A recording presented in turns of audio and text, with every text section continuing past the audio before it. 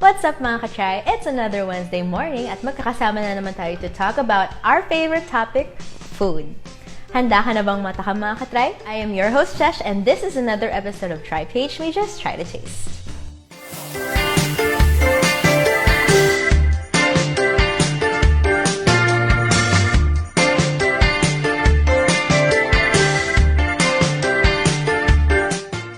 So mga ka-try, once again, welcome to Try Page We Just Try to Taste at ito na yung ating pang-11th na episode. Can you believe it? Let's start off the show by congratulating yung mga naging winners ng ating giveaway with cheesy twists. Once again, Miss Sarah, thank you for making the giveaway possible. Marami sa atin mahilig sa iba't ibang klase ng mga cuisine. Yung galing sa iba't ibang mga bansa, iba-ibang mga cultures. There's Korean food, there's Japanese food, there's American food, at marami pang iba. Pero one thing that's often overlooked para sa ating mga Pilipino pa, yung Filipino cuisine. Today, we'll be talking about Filipino cuisine.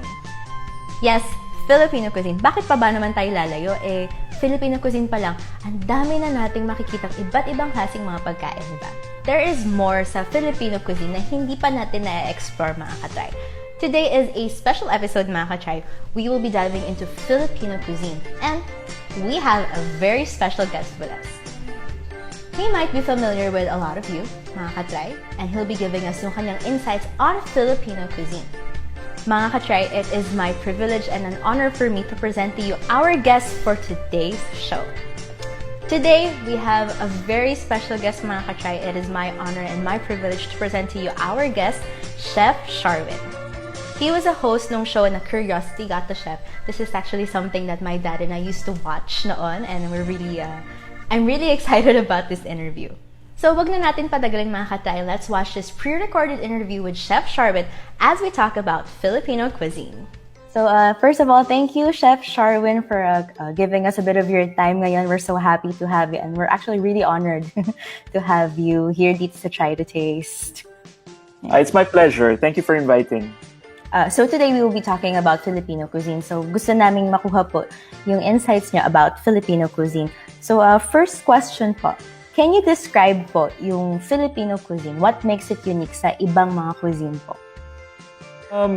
Well, I think there's many ways to describe Filipino cuisine. Actually, it's like I always say, it's quite unfair to try to answer what Filipino cuisine is in just one sentence or two sentences, no? Kasi it's tremendously complicated. So the easiest way to describe Filipino cuisine correctly, in my opinion, is it's farm-to-table cuisine. Meaning, before farm-to-table became a movement, became a buzz phrase, Filipino cuisine was already doing farm-to-table, no? And hyper-local. So, yung farm-to-table and hyper-local are two buzz phrases na Western media loves to use, no, as the new way of being socially responsible, environmentally responsible. So yun yung uso ngayon sa Western cuisine. The funny thing is, we've been doing that before anyone else, no. Actually, lahat ng indigenous peoples around the world do the same thing, which is hyper-local, meaning you use whatever is not just in your province, but what's in your backyard. So, we're not just talking about local. Talagang local na local, no? As in, kayo yung nagplant, kayo din yung kakain. And then, farm to table, meaning we use very little processed products. We use very little imported products. No? So, so that's what Filipino cuisine really is. No? Alam ko, most people would love to define Filipino cuisine as a mixture of Chinese, Spanish, and American cuisine, which is not necessarily true all the time, right? That's partly true, but not always true. But what is true with our dishes is lahat ng dishes natin is always originally hyper-local. Kung ano yung nasa bakuran mo, yun yung ginagamit mo. Ayun. So, the original farm to table pala, parang ganun po yung Filipino Yes. cuisine. Yeah, that's and I'm not saying na that's uniquely Filipino because most indigenous peoples of the world are like that. The First Nations people of Canada, the Maoris of New Zealand, the Aboriginal tribes of Australia. It's the same. Lahat ng original people, ganun talaga kumain. And that's our cuisine. And I think it never really changed. You know, if you look at our cuisine, every dish is interchangeable. So walang mali, no? So what do I mean by that? So let's say adobo. Hindi mo pwedeng sabihin na ang adobo is a chicken stew.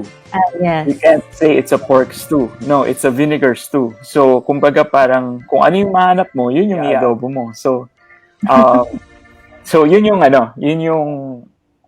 what makes our cuisine well, I wouldn't say unique, but very Filipino is that it's interchangeable.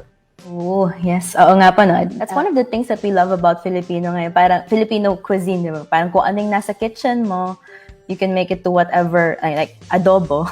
Parang there is a variety of adobo, pero merong para sa mga, meat eaters din, pwede din sa mga non-meat eaters. So it's really nice. So thank you so much for that, Chef Sharwin. Sobrang very enlightening sinabi niya about Filipino cuisine. And matanong lang po kayo, what is your favorite Filipino dish? Well, mahirap yan. No? It's like you're asking a dad who his favorite kid is. But I have, I guess, I've said it before, no? Yung parang pork barbecue, feeling ko, is the, well, una-una, I can eat pork barbecue every day. But also, it has, I think, the properly made pork barbecue has the 5 tastes. No, it's sweet, it's salty, it's sour, it's bitter, and it's spicy. So, for me, yan ang, hindi naman perfect, but that's the closest, I think, to, So, pork barbecue is my favorite. So, yun na. Meron na kaming bagong standard ngayon for judging barbecue. Dapat meron yung 5. Chef Sharwin, in your opinion po, Chef, which is the most underrated Filipino dish that you wish to raise awareness for? Okay. So marami pa, no? Kasi generally, when we talk about Filipino cuisine, it's very Luzon-centric, no? So maraming Visayas and Mindanaoan dishes na hindi na pag-uusapan. So I'd like to shine the spotlight on, actually marami, but siguro for one, yung Anxinoglau. I want to shine the spotlight on Anxinoglau because I think it's one of the strangest combinations ever, but it's also one of the most delicious dishes ever. So, ang Anxinoglau is a combination of sinugba and kinilaw. So, you have kinilaw na isda and then it's topped with sinugbang baboy, which is grilled liempo. So, I haven't seen this kind of combination in a lot of cuisines abroad, no? Meaning, may hilaw na dish ka and then it's topped with a grilled dish. Tapos it's pork and fish, no? So it's very different. And but again, yung combinations niya really work, no? Kasi you have the lean fish and then it's very sour and then meron kang very fatty, very oily grilled naman na pork, no? So feeling ko it balances each other out, makes each other better. So yun, that's the dish that feeling ko not enough people talk about. Nakakagutom naman yung chef. Doing my job kung nagugutom ka. Kaya nga, Chef, yung mga post mo pa lang sa IG, talagang nakakagutom na. So, Chef, how will Filipino food will become the next big thing? Or like other cuisines like Italian, Japanese, or Korean? How will Filipino food will be the next big thing? It's unang-una, I would like to correct the idea of the next big thing, no? Kasi for me, it's who decides who the next big thing is, no? Parang we're always so concerned with what Westerners think about our food. So we always wonder, kailan kaya tayo yung magiging sa kanila, no? Accepted sa kanila. So I think one of the things na we have to realize is we have to make our cuisine stronger by ourselves. No? And then when our cuisine is flourishing, alive and flourishing, that's when other cultures will take notice. So if you take a look at, for example, Korean cuisine, okay, so yung kimchi, mabaho yan, right? Like, essentially, kimchi is panis na gulay. Okay? Parang buro natin is panis na kanin, di ba? So, it was very difficult for the Westerners to accept what kimchi is, no? But all of the Korean immigrants in all of the westernized countries, they would either make their own or they would buy kimchi in the house. So there's very rarely a Korean immigrant, for example, na walang kimchi sa bahay, right? So, and for years, niloloko sila ng mga neighbors nila, ng mga classmates nila. Ano ba yan? Ang baho ng pagkain mo, ganyan, right? But look at where Korean cuisine is now, right? There's a Korean restaurant on almost every corner of New York, for example, right? So, I think really the way to, ma-accuse ako ng magiging hugot dito, but it's like love, no? You have to love yourself before others can love you. So, ganun din yung cuisine natin. We have to make our cuisine strong and accepted before others will come and accept it. And so, ang number one issue on why we're not the next big thing, I'll tell you, unfortunately, is ourselves. So, twofold yan, no? I got to work with a lot of Filipino-American chefs in the US, for example. And they're bringing Filipino cuisine to the forefront. So, unfortunately, dumating yung COVID pandemic. But before the COVID pandemic happened, Filipino cuisine was getting more and more popular by the day. No? So, like for example, noong 2016, I was in Chicago. Nagluluto ko para sa Kultura Festival. No? So, noong 2016, I think there was about 500 people. No? More than half are not Filipino that came and bought our food, bought our pins, clothes, bracelets, everything. No? So alam mo nang may interest na in Filipino culture. Then bumalik ako noong 2017. Nagka-problema, no? Heat wave, sira yung aircon, but there were still the same amount of people. No? So, ibig sabihin, yung hindi sila na-discourage. So, talagang nagkaroon ng interest. And then, I come back the following year, and there were over 1,200 people that came. No? So, talagang every year, nakikita mo, lumalakas talaga yung interest in Filipino food. And every year that I went to the States, parami yung Filipino restaurants. Now, the common question that I asked them is, who do you encounter any problems, no? Yeah, in the reception of the food? And the common answer is, ang pinakamaraming complaint sa Filipino restaurants are Filipinos themselves. No? Because ang sasabihin nila is, hindi naman ganito yung luto ng lola ko. Hindi naman ganito yung luto ng tita ko. So, bakit ako magbabayad ng $20 para sa adobo? Diba? Adobo lang yan. Right? So, which is very ironic kasi yung adobo na $20 is punong-puno ng baboy, ng chicken, right? And it's cooked for an hour, 2 hours, right? So kung isipin mo, sulit yung $20 compared to magbabayad ka ng $20 para sa carbonara. Okay? So carbonara is flour, water, and egg, right? Anong mas mura, flour, water, egg, or chicken and pork, right? So, kumbaga yung mentality is kaya ko to gawin sa bahay, so ayaw ko tong bayaran. So, kung tayo mismo, ayaw natin supportahan yung mga restaurants na yun abroad, right? Then it's not going to flourish.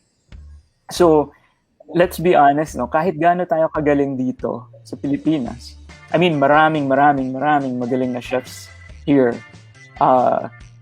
both young and old, no, that are pushing Filipino food beyond what I imagined it could be.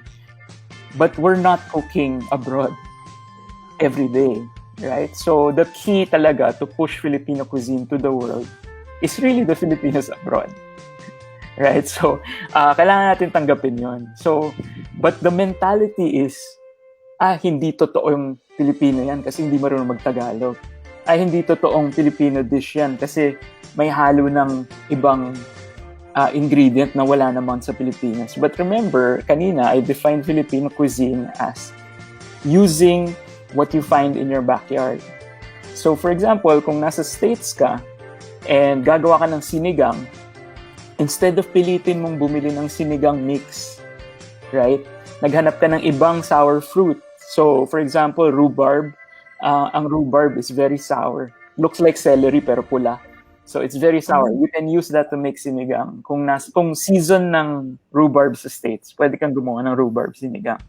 So, instead of ang reaction natin is wala namang rhubarb sinigang, peke yan. Dapat sampalok o kaya santol o kaya kamya. Pero sa kanila, that's what's in their backyard. What's so if available. they cook with rhubarb, that's real Filipino cuisine kasi they cook from their backyard. So, feeling ko yun yung key. Kailangan suportahan natin yung mga sisters, brothers natin sa abroad. When they try to take steps to make Filipino cuisine, we have to support them. No? If masarap naman yung pagkain and may Filipino spirit yung food, we should support them. So talagang love your own. It has to start with us. Yeah, because it's really the reality kasi is, like, for example, yung Thai cuisine, kaya yan naging super popular in the States. Yun yung dream ko, by the way, no? Kasi sa States, when they talk about, what do you want to eat today? They say, do you want some, and then blank. Yung blank is nationality. You want Italian today. You want Thai today. Yeah. So, ang dream ko is magkaroon ng isang time na yung mga tao, do you want Filipino today? Right? So, the reason why yung Thailand naging ganon is because they made Thai food that is popular to the US. Okay, so popular to Americans. So, anong ginawa nila? Pad Thai, Tom Yum, curry. Right? These 3 dishes lang. Ginawa nila, binawasan nila yung anghang, dinagdagan nila yung konting tamis, dinamihan nila yung karne, patok sa US yun. So, ayun na yung mga gusto ng US matamis, maraming karne, hindi masyado maanghang. Right? So, nung pag tinanong mo yung mga Thai, sasabihin nila, hindi lang naman yun yung cuisine namin 'Di ba? Hindi naman matamis ang curry namin. True, pero gusto mong ibenta sa US, right? So you have to change the taste, right? So I think that's what we need to understand. So when we go abroad and when we eat in Filipino restaurants, that's not for you. That food is for them. Right? So, I mean, can you imagine gagawa ka ng laing na super anghang na talagang Bicolano style. Tapos dadalhin mo siya sa France. Walang kakain yun kasi hindi nila kaya ng anghang. Like, they literally cannot take spice. Right? Yung lalo na yung old school French. Hindi sila mahilig sa maanghang kasi feeling nila nasusunog yung dila nila. Hindi mo natitikman yung food. Right? So, the initial start is bibigyan mo sila ng something that's familiar to them. That's why ang 3 most popular dishes ngayon, Filipino dishes in the States, is not adobo, it's not sinigang, it's not pinakbet, which is, I think, the 3 most important dishes. But ang pinakasikat sa kanila is lumpiang Shanghai, sisig, at saka lechon. Okay? Kasi these are familiar things to them, no? Ang lumpiang Shanghai is spring rolls, madaling intindihin. There's meat inside, it's crunchy. Yung sisig, kaya sumikat yan kasi ang sisig nila hindi puro tenga. Ang sisig sa States, maraming pork belly. So it gets really crunchy and then they add egg, they add mayo. So it's a familiar taste, no? Nung pumasok yung senior sisig sa San Francisco, ginawa nila, nilagay nila yung sisig sa burrito, right? Which is how we eat. May kanin, may sisig. Pareho lang pinalot lang nila, right? But again, it's familiar to the US. It's crunchy, it's pork, and then there's rice. Okay, benta sa kanila. Lechon, malutong yung skin. It's malambot yung meat. It's easy to understand. So, yun yung kailangan natin i-accept. If we want Filipino food to be popular elsewhere, we have to accept na it has to change. It can't be what our lola made. Because if gusto mo kumain ng pagkain ng lola mo, kumain ka sa lola mo. Yun lang yung I understand, Chef, kasi ganun din naman, di ba, when Korean food went dito sa Pilipinas, kung yung talagang authentic, it's too spicy for most. So, ina-adjust din nila sa Filipino taste. So, yeah, that makes sense. So, okay lang pala na, medyo mag-adjust kasi it's for them naman. And truly, the spirit of Filipino cuisine is adjustment, no? Yun talaga yung spirit ng food natin. Kasi we're always, di ba, we always claim to be very hospitable. Well, kung hospitable talaga tayo, bakit tayo gagawa ng dish na, hindi, ito yung dish, kailangan ito, traditional, kailangan gustuhan. Hindi tayo ganun, di ba? Uy, sana magustuhan mo. Di ba? Ganun tayo lagi. So, that means we adjust our food. Right? So, dapat adjustable ang food natin. I like that. It's also being hospitable kapag ina-adjust din natin sa kanila. I really like that. Thank you, Chef. So, last question po for today. Ano po yung advice na ibibigay niyo sa mga aspiring chef na gustong maging expert sa Filipino cuisine? Okay, number one, you can never be an expert in Filipino cuisine. Sasabihin ko na sa inyo yan. I've been cooking since 2004. So, and I've been lucky to be able to travel to a lot of places in the Philippines and learn the cuisine. And the one thing I've learned is that every day you go out, you will learn something new. So there is no such thing as an expert in Filipino cuisine. Kasi there's always going to be that one dish or that one technique or that one story that you don't know about yet. So, ang advice ko, if you want to learn Filipino cuisine, is number one, you have to be open, no? So, taste everything. So, kailangan tikman mo lahat. Kasi, marami tayong mga dishes dyan lalo na sa mga provinces, away from it. So, the further away you go from Manila, the more unfamiliar the food will be. And that's a good thing. You should be tasting these things. The more surprised you are, the more strange you find it, the more you learn, no? Now, it doesn't mean na kung pumunta ako ng Mindanao, natuto ako ng pianggang na yung lulutuin ko.